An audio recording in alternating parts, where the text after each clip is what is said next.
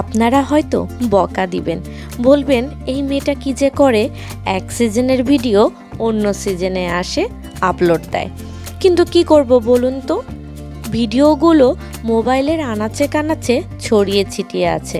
ভাবছি এই ভিডিও ক্লিপসগুলো একগুচ্ছ করে আপনাদেরকে দেখিয়ে দিই সেই দিনটা কেমন গিয়েছিল আমাদের। তো আসসালামু আলাইকুম viewers, welcome to our channel. আমি রুমা চলে আসলাম সুন্দর একটা ভিডিও ক্লিপস নিয়ে। আসলে এই ভিডিওগুলো অনেক দিন আগে, সেটা 2024 সালে আমরা জুন মাসের 18 তারিখে ওয়াইফের বার্থডে উপলক্ষে বাহিরে ঘুরতে গিয়েছিলাম। তো বাহিরে ঘুরতে গিয়ে আমাদের গাড়ির যে ড্রাইভার ছিল তিনি বলেছিল যে বাহিরে রাজশাহী থেকে একটু দূরে মান্দাতে খুব সুন্দর চিতাই পিঠা বানিয়ে খাওয়ায়, মান্দা ফেরিঘাটের ওখানে আসলে। তো আমি ভাবলাম ঠিক আছে তাহলে যাওয়া যাক, ওখানে যে নতুন কিছু ট্রাই করাও হবে এবং আপনাদেরকে জানাতেও আমার ভালো লাগবে যে আসলে কেমন ওখানকার এই চিতাই পিঠাটা খেতে। একটু ডিফারেন্ট স্টাইলে চিতাই পিঠাটা বানায়। তো যেহেতু সেই সময় আমের সিজন ছিল, তাই আপনাদের ভাইয়া টেস্ট করছিল যে এখান থেকে আম নেওয়া যায় কিনা। তো ও আম দেখে টেস্ট করে ও নিয়েছিল না আম, কিন্তু আমাদের যে ড্রাইভার ভাইয়াটা ছিল সে অনেকগুলো আম কিনে নিয়েছিল। মান্দা ফেরিঘাটে কখনোই যাওয়া হয়নি, কিন্তু এত সুন্দর একটা জায়গা ভালো লেগেছে।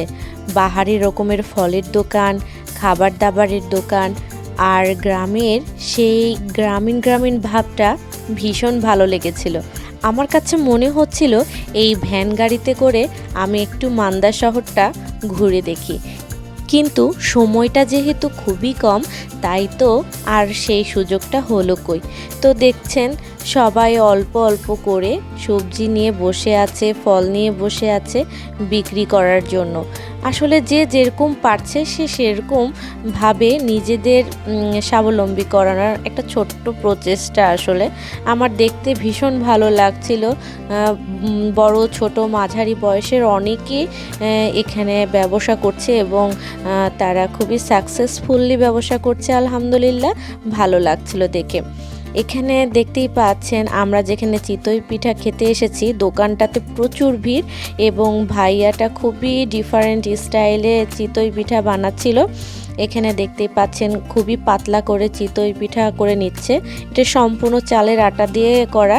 তো দেখতেই পাচ্ছেন এর মধ্যে ডিম দিয়ে দিয়েছে। ডিমটাকে মানে কাঁচা ডিমটাকে খুব ভালো করে মশলা দিয়ে ফেটিয়ে নিয়েছে। তার মধ্যে কিন্তু আমার কাছে মনে হলো যে একটু সর্ষে বাটাও দিয়েছে।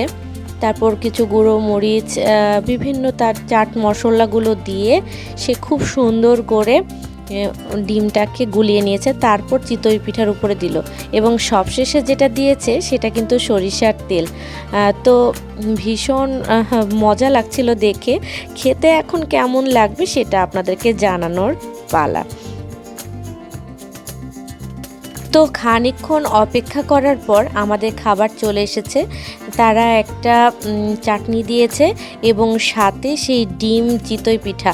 সত্যি ভীষণ দেখতে সুন্দর লাগছিল, খেতে কিন্তু দারুণ মজা।